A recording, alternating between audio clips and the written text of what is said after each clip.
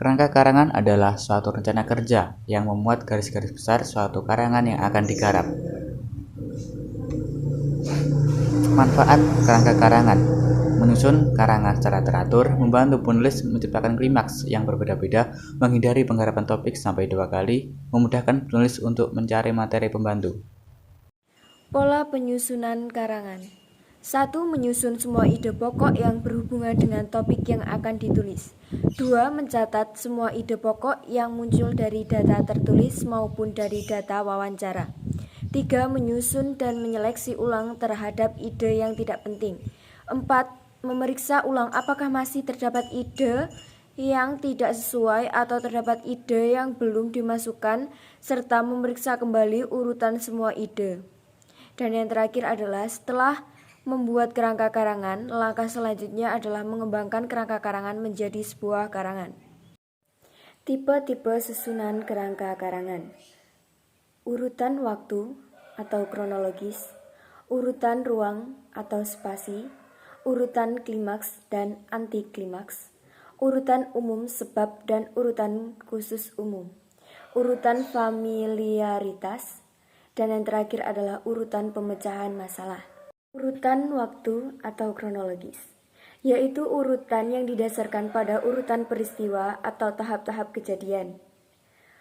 Kronologis dibagi menjadi 2, yaitu kronologis objektif dan kronologis subjektif. Kronologis objektif yaitu sejarah dan kisah. Kronologis subjektif terdiri dari ulasan atau bahasan. Urutan ruang atau spasi, yaitu susunan kerangka karangan yang diatur menurut urutan atau susunan ruang atau tempat dan objek yang hendak diuraikan. Urutan klimaks dan anti klimaks. Urutan klimaks yaitu menyusun bagian-bagian dan topik dalam suatu urutan paling rendah kepentingannya menuju kepentingan yang semakin meningkat. Sedangkan anti klimaks menyusun sesuatu yang paling penting dari rangkaian peristiwa, kemudian berangsur-angsur menuju kepada sesuatu yang paling rendah kedudukannya atau kepentingannya.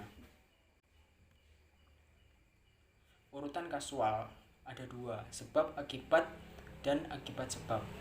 Sebab akibat, perincian yang menelusuri akibat-akibat yang mungkin terjadi. Sedangkan akibat sebab, perincian yang berusaha mencari sebab-sebab yang menimbulkan masalah. Urutan umum khusus memperkenalkan kelompok-kelompok yang paling besar atau paling umum, kemudian menelusuri kelompok khusus atau kecil. Urutan khusus umum, uraiannya mengenai hal-hal yang khusus kemudian meningkatkan pada hal-hal yang umum yang mencakup hal khusus tadi.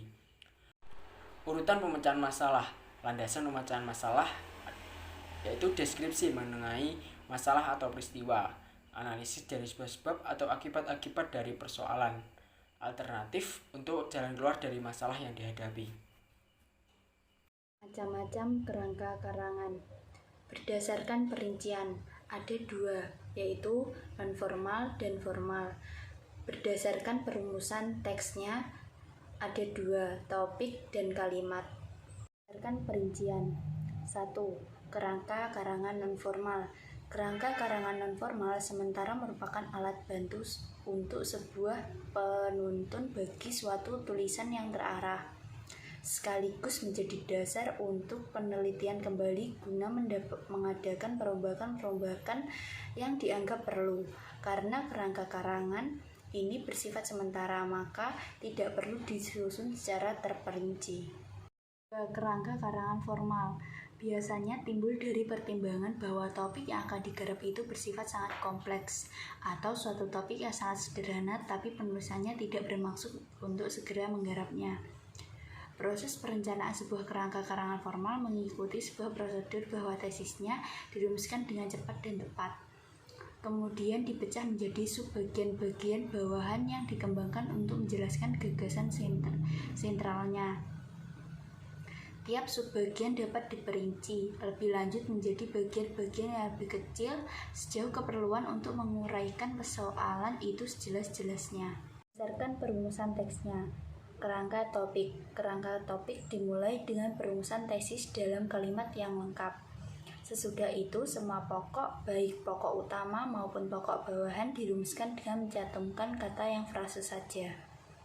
Kerangka topik mengikuti persyaratan yang sama seperti sebuah kerangka kalimat, misalnya dalam pembagiannya, penggunaan simbol-simbol, subordinasi, dan sebagainya. 2. Kerangka kalimat. Kerangka kalimat menggunakan kalimat berita yang lengkap untuk merumuskan tiap unit, baik untuk merumuskan tesis maupun untuk merumuskan unit-unit bawahannya.